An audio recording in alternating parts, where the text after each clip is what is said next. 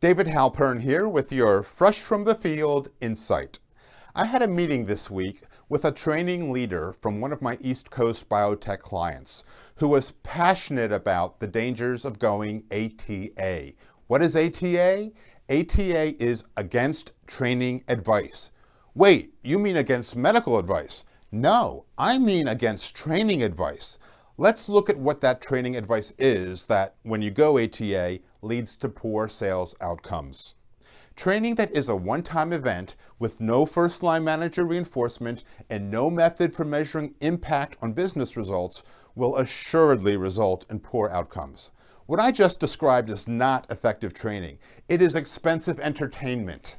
So here is the advice that, when you hear it from your training team, you should heed to achieve the kind of behavior change you desire from your field force.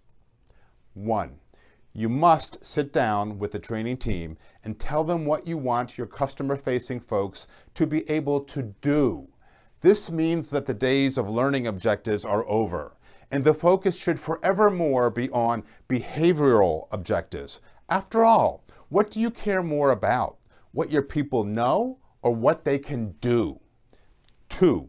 Be open to recommendations to include with the training workshop all the follow-up tools and job aids that your managers require to effectively reinforce the training in the field. The research on retention is clear.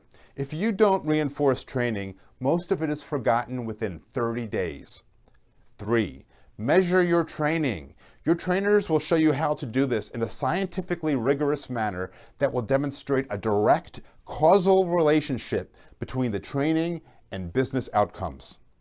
If you do go ATA against training advice, it will not be fair to hold the training team accountable for making a difference in terms of business impact.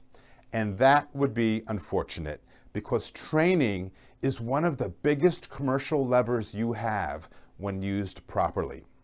So, this has been your Fresh from the Field insight for the week.